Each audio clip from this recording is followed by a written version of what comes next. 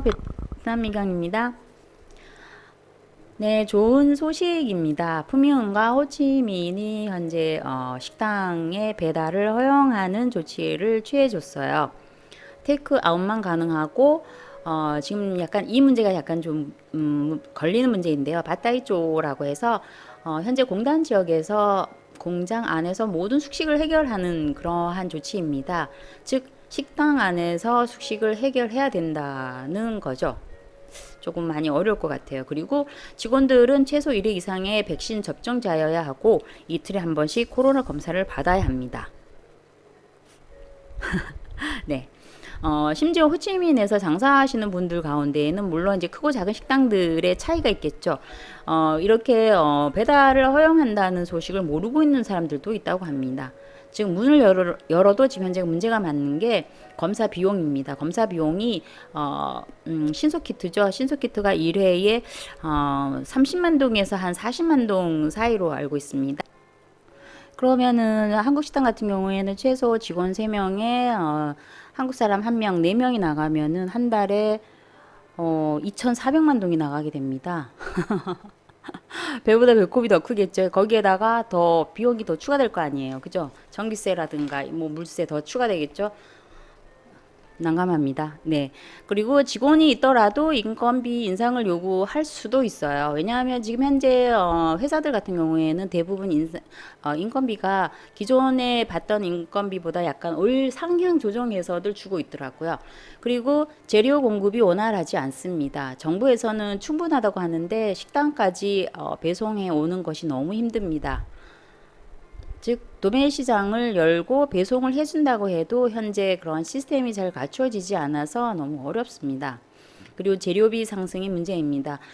저희들이 지금 현재 격리가 완벽하게 지금 완전 격리가 된 상태가 한 3개월 가량 되는데 3개월 전에도 재료비가 많이 올랐었거든요. 그런데 지금은 더 많이 올랐겠죠.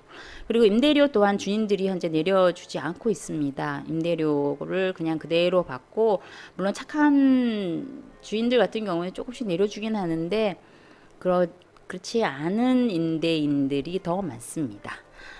그리고 배달이 원활하지가 않습니다. 반드시 배달 업체를 통해서 온라인 주문을 받아서 배달을 해야 됩니다. 그런데 이게 푸미현 같은 경우에는 다들 단톡방이 잘 연결되어 있어서 이제 단톡방에서 전부 다 주문을 하면은 이제 식당에서 그랍을 불러서 이제 가면 되니까 크게 이거는 문제가 되지는 않을 것 같습니다. 그리고 배송비가 너무 비쌉니다. 1.5kg에 85,000동이 부과된다고 합니다. 이야, 참. 그러면 웬만한 거리는 다 85,000동이라는 얘기예요.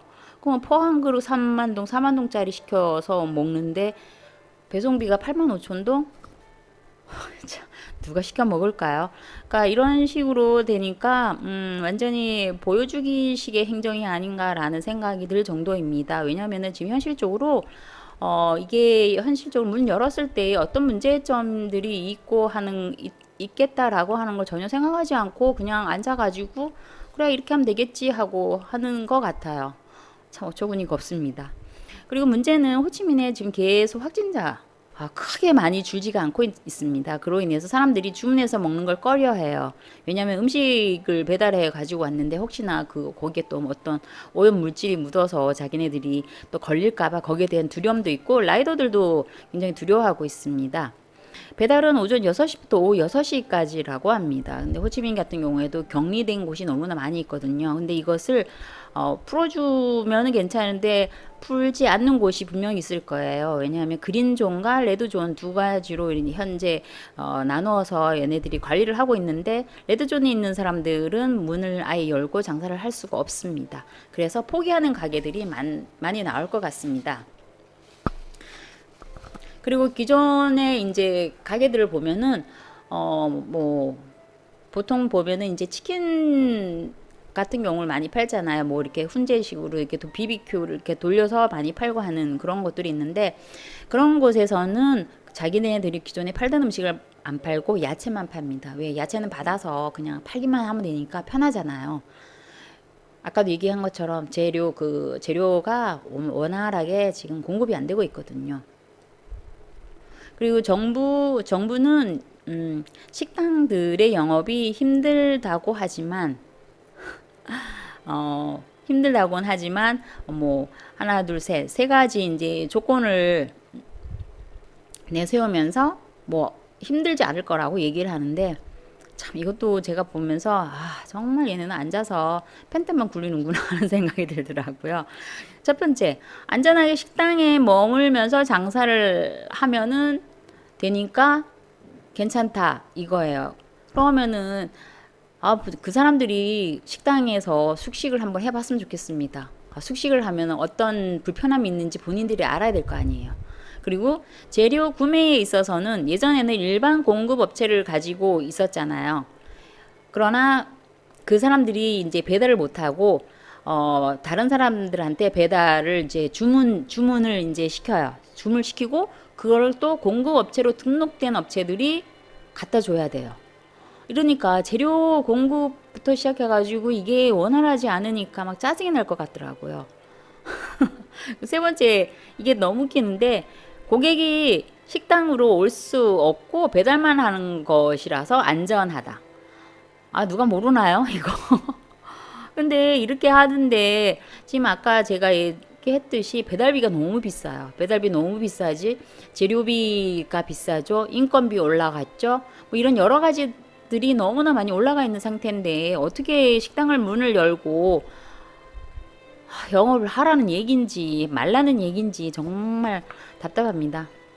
지금 현재 빈증도 일부 지역이 완화가 됐어요. 일부 지역이 완화가 돼서 그린 카드를 발급한다고 합니다. 그린 카드는 이제 백신 2회 접종까지 맞은 사람들, 그런 사람들 같은 경우에는 이제 그린 카드를 줘서 이제 이런 사람들 같은 경제 활동까지도 가능하게 한다고 합니다.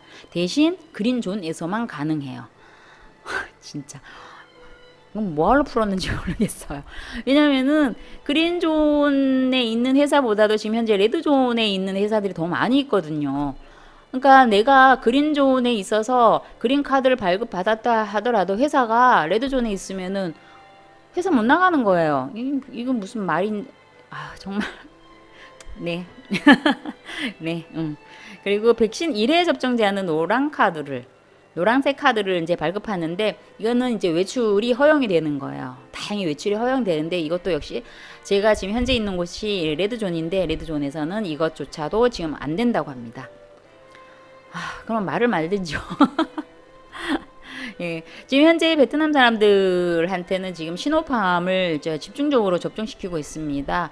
호치민에서는 전부 다 거부를 했거든요. 그러니까 거부를 하니까 이게 전부 다 주변에 공단 지역으로 전부 다 넘어오고 있습니다. 넘어와서 거의 반강제적으로 맞히고 있습니다. 왜냐하면은 백신을 어떤 백신이든 안 맞으면은 밖에 못 나오게 하거든요. 집에만 있어야 되니까.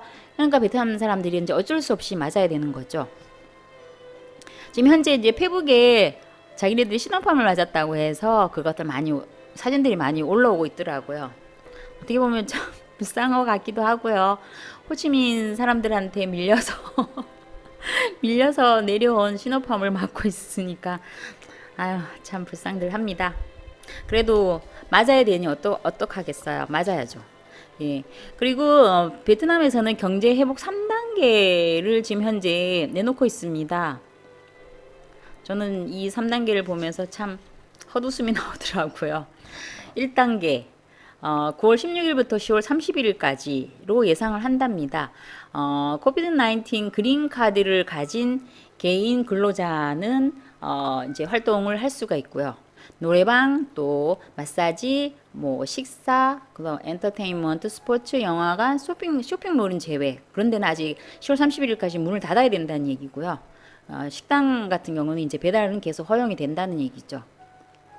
그리고 근로자들을 고용할 때 100% 그린카드여야 된대요. 2회 접종까지 맞은 사람들만 하라는 건데, 이제 이렇게 맞기 시작하는데 100% 그린카드면 2회 접종까지 하려면 도대체 언제까지 기다리라는 거예요?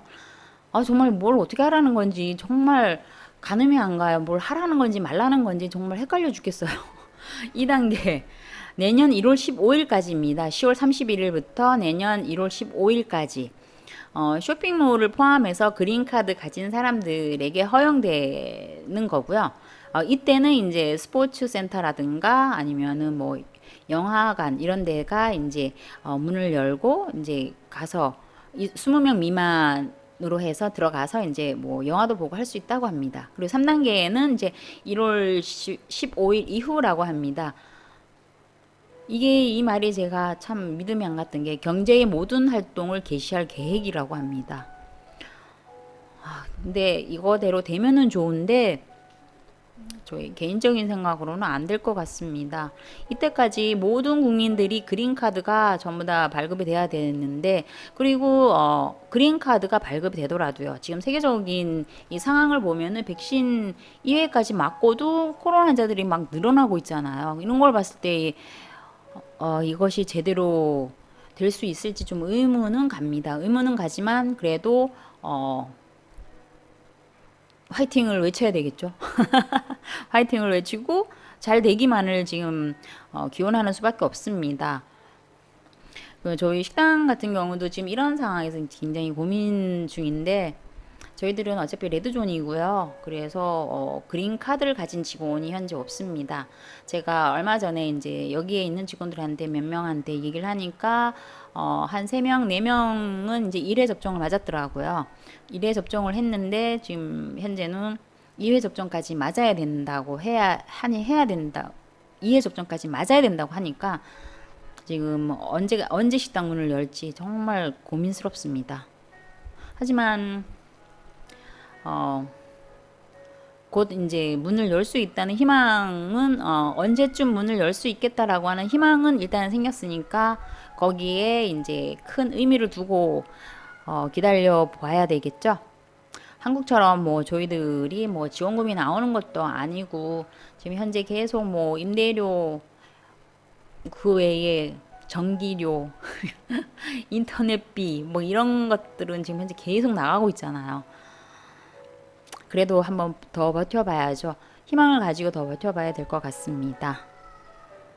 웃음은 늘 잊지 않고 버티도록 하겠습니다. 감사합니다. 비타민경이었습니다.